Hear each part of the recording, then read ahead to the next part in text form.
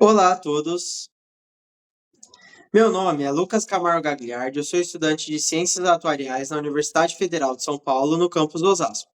Esse vídeo foi elaborado sob orientação do professor Luiz Augusto Maluf, sob a unidade curricular de Análise de Dados Aplicada, cursada por mim durante o segundo semestre de 2023.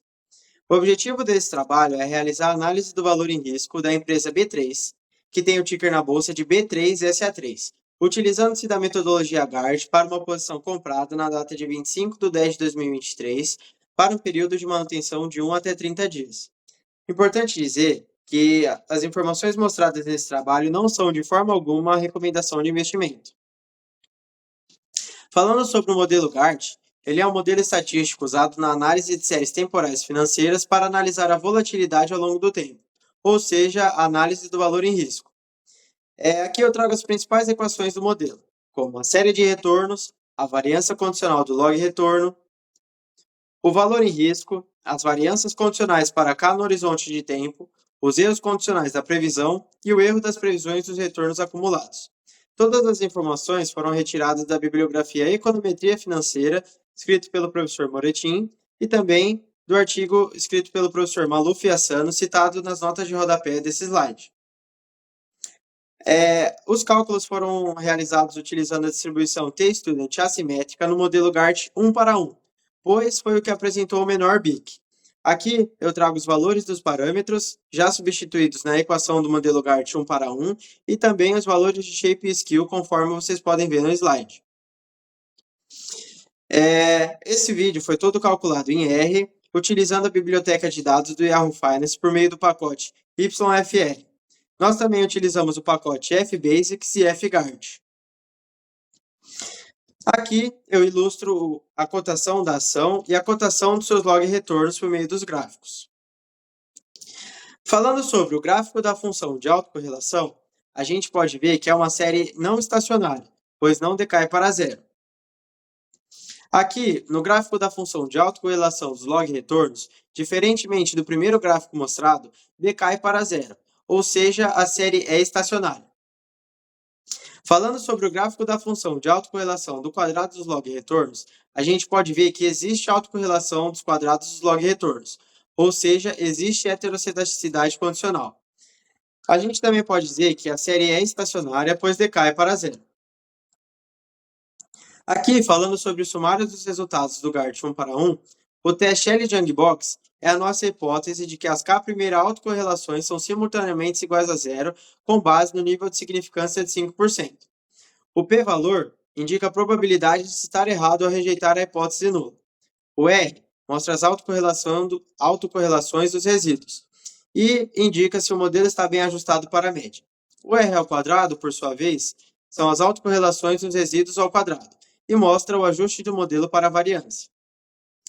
Realizando a análise, primeiro dos resíduos, a gente pode dizer que para as 10, 15 e 20 primeiras autocorrelações, os p-valores, ou seja, a probabilidade de se estar errado ao rejeitar a hipótese nula, são respectivamente 21%, 30% e 45%.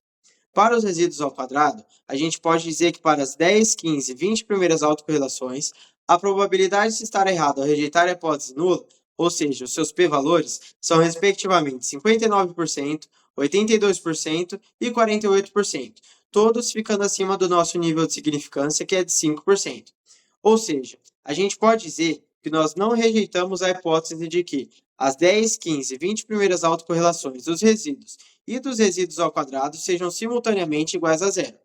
Dessa forma, a gente pode dizer que o modelo está bem ajustado tanto para a média quanto para a variância. Aqui eu trago o gráfico dos resíduos padronizados para a distribuição T-Student assimétrica, mostrado pela linha azul, e para a distribuição normal, mostrado pela linha vermelha. E aí a gente pode ver que a distribuição T-Student assimétrica se encaixa melhor aos dados. Aqui é o gráfico dos limites em sample, mostrando o quantil de 1% e o quantil de 99%, conforme os valores mostrados no slide. Falando sobre as previsões, o VAR encontrado para um dia foi de 5,44%. O VAR de 10 dias foi de 17,55% e o VAR de 30 dias foi de 31,36%. Mas o que isso quer dizer? Isso significa que para uma posição comprada da ação B3 no dia 25/10/2023, a perda máxima estimada com probabilidade de 99% para um dia é de 5,4%. Ou seja, para cada R$ 1 investido, a perda máxima estimada com 99% de probabilidade é de 5 centavos. A mesma lógica segue para 10 dias. Ou seja, para uma posição da ação B3 comprada na data de 25/10/2023, a perda máxima estimada com probabilidade de 99% para 10 dias é de 17,55%. Ou seja, para cada real investido, a perda máxima estimada com 99% de probabilidade é de 17 centavos. Para uma posição da ação B3 comprada na data de 25/10/2023, a perda máxima estimada com probabilidade de 99% para 30 dias é de 31,36%. Ou seja, para cada R$ 1 investido, a perda máxima estimada com 99% de probabilidade é de 31 centavos. Mais uma vez, é importante reforçar que isso não é uma recomendação de investimento. Dessa forma, a gente pode concluir que o modelo GART com a simetria T-Student demonstrou a capacidade preditiva necessária para a análise do valor em risco da ação B3 para um período de manutenção de 1 até 30 dias a partir dos resultados obtidos pelos testes L-Young-Box e dos comportamentos dos gráficos mostrados previamente nesse material. Aqui seguem as referências utilizadas para a construção do vídeo e bons estudos!